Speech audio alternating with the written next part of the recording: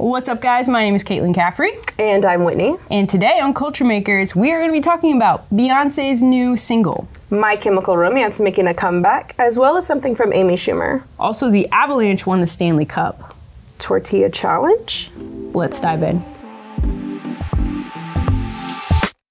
All right, Whitney, first things first, Beyonce dropped a new single called Break My Soul. Okay. From her upcoming album, Renaissance. Have you listened to it? No. Okay, me neither. Why is it called Break My Soul? Don't come at me, you guys. I don't think I've listened to the last 5 years of Beyonce albums. Okay, but what is your favorite Beyonce song of all time?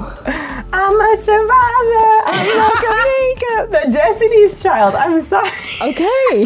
The next thing is a while back, Amy Schumer came out with some vulnerable information. She did. That she wanted to share with us, and just kind of goes along with celebrities, like actually sharing about what's going on in their real lives. Yeah. So what was that about? So she has a new show out. It's kind of a little documentary about her life and stuff. And in it, she opened up that when she was younger, she suffered from a disorder called trichotillomania, which if you're not familiar with it, I think only like 5% of people in the world population have it. Yeah. But it was causing her to like mess with her hair when she's anxious or stressed out and pulling it out. And so her mother helped her find a wig to wear at school, and she got made fun of and all of that kind of stuff. And it really related to me because that's something that I suffer with as well. So seeing her vulnerability and just her braveness with being able to come out and talk about that was one of those moments where it was just like, whoa. Because with celebrities,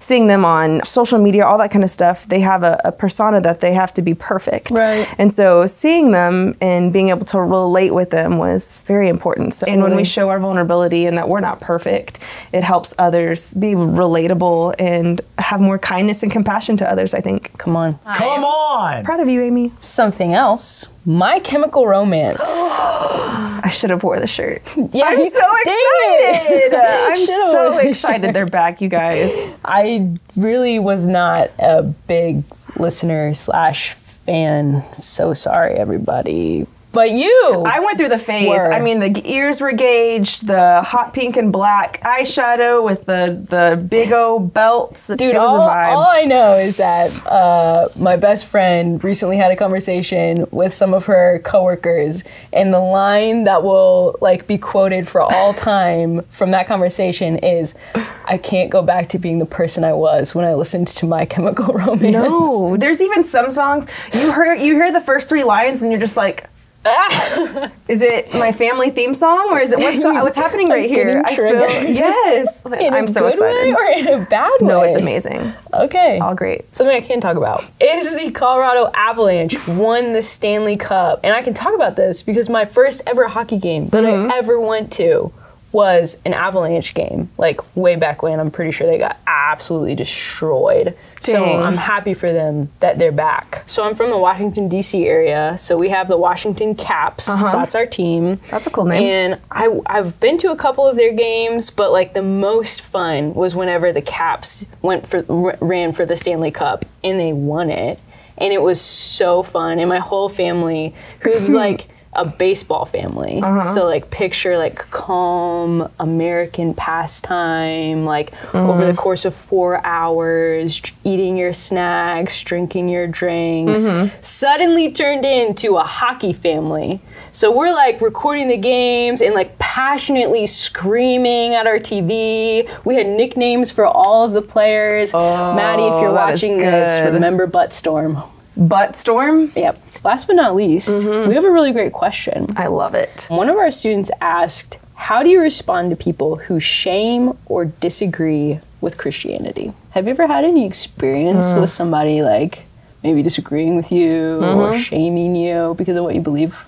For sure. A lot of times in those moments, we have to first off just show love and grace. I think all of us see things differently, understand things differently, and I think how we're raised has a lot to do with it too. And so when you're raised a certain way your whole entire life and then somebody's coming with something else, unknown can be strange and scary and all of that kind of things. So in those moments, I think the best thing is sometimes just to have grace and love and cliche WWJD. But, you know, if someone were to come up to Jesus and be like, I don't agree with that, I don't think he would be rude about it. I think he would just show love and compassion and help them get through whatever they're getting through in their own way. Right. And I mean, I think we literally watch him do this. Yeah. Because there are a lot of the religious leaders in Jesus' day who disagreed with the things that he had to say, the people that he interacted with. Like, I think specifically of the story whenever Jesus was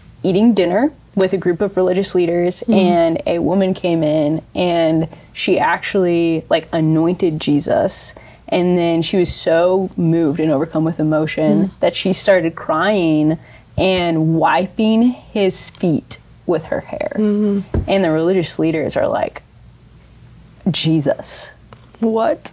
Do you know who's touching you? Why are you letting this sinful woman touch you like that, bro? And he's like, he goes on and tells him this story, and he concludes the story with this idea of those who have been forgiven a little love a little, but those who've been forgiven of a lot, they love a lot.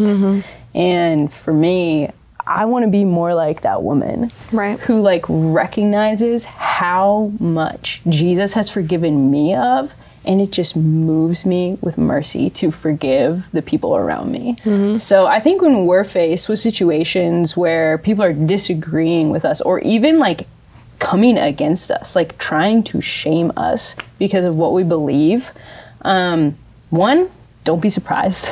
Like if it happened to Jesus and we're following Jesus, it will probably happen to us too. And honestly, I think it's in those moments where we are most invited to become like Jesus. We get to like embody the same mercy that Jesus constantly showed to people throughout his entire life on the earth.